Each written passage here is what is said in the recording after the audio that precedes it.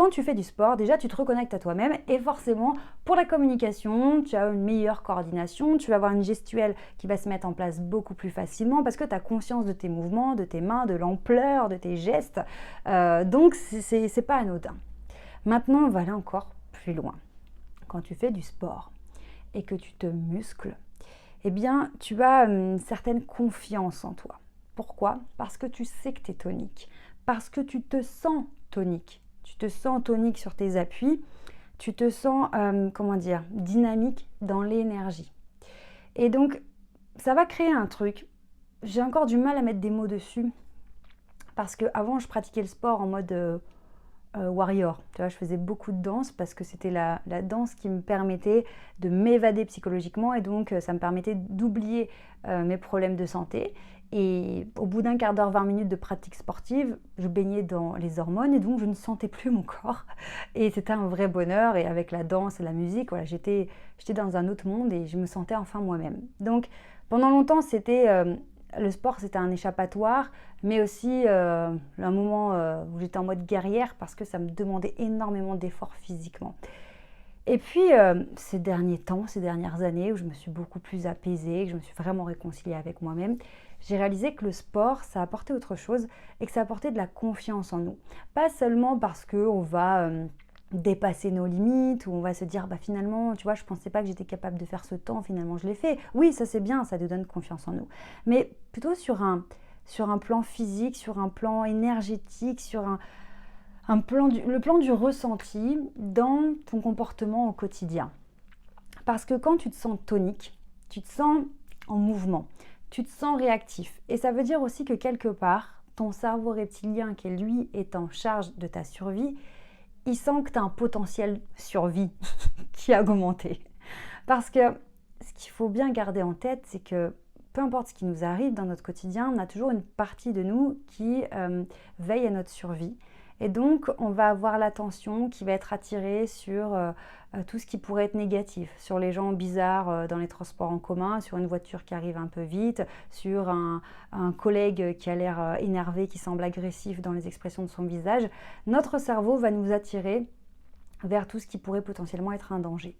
Et si tu ne fais aucune pratique sportive, que tu n'as pas du tout conscience de ton corps, ton cerveau en charge de la survie se dit « bon, on n'a pas grand-chose de notre côté, là, au cas où on se ferait agresser ou on devrait courir très très vite pour s'enfuir, on n'est pas au top de notre forme. Donc ça va faire descendre ton niveau de confiance en toi sur un plan vraiment de survie, sur un plan archaïque.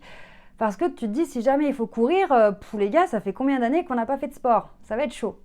En revanche, quand tu recommences à pratiquer de manière régulière une activité physique, que tes muscles recommencent à prendre en tonicité, que voilà, l'énergie circule dans ton corps vraiment, bien, il y a une partie de toi inconsciemment qui se dit « Ok, on est là, on est tonique, on est dynamique. » Alors, je ne dis pas qu'il faut être un athlète de haut niveau, mais disons que pour faire le minimum en cas de survie, on est capable. S'il faut courir 10 minutes ou s'il faut sauter, attraper quelque chose, rattraper quelque chose, quelqu'un, on a déjà plus confiance en nous parce qu'on a plus confiance en notre corps, parce qu'on se sent, on a conscience de notre corps, conscience de nos muscles. Et pendant la pratique sportive, il y a cette reconnexion à soi dans une globalité. On n'est pas juste le cerveau, le psychique qui est là, qui tourne, qui rumine en rond, et puis le corps un peu laissé à l'abandon. Et si jamais il y a quoi que ce soit, on ne pourra pas trop compter sur lui.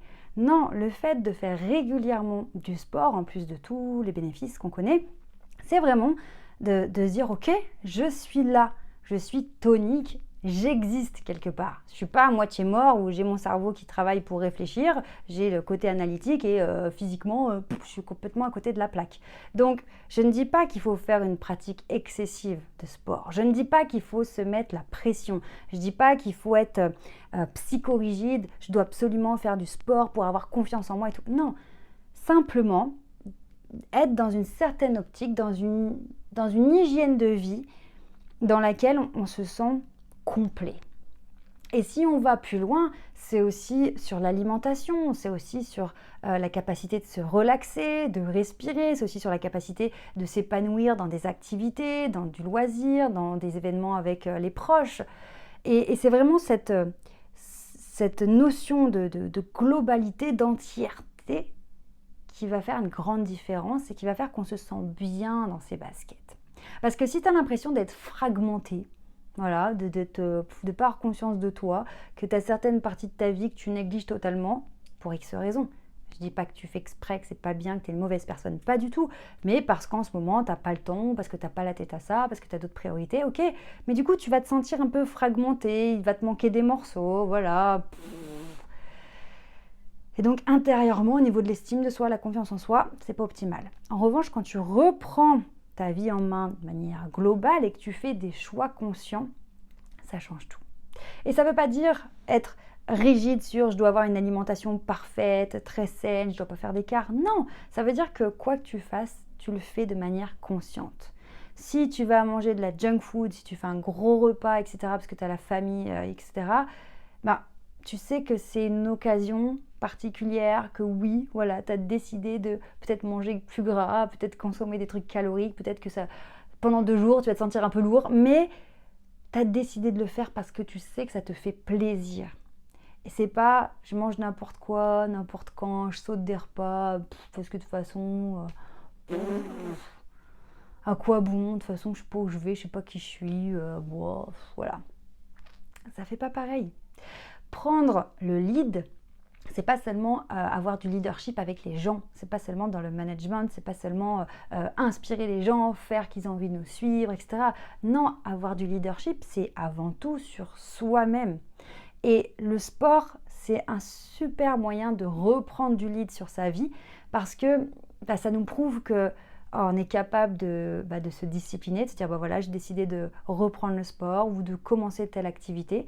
Donc au début c'est un petit peu dur, mais après on commence à être fier de soi, on se dit oui voilà, j'ai mes petites habitudes, j'ai ma tenue de sport, j'ai mon sac de sport, j'ai mon petit créneau, j'y vais et c'est notre moment à nous. Et donc ça nous pousse vraiment à prendre conscience que on peut faire des choix, on peut se discipliner, on peut décider consciemment de ce qu'on fait de notre temps et de qui on devient et de comment on prend soin de nous.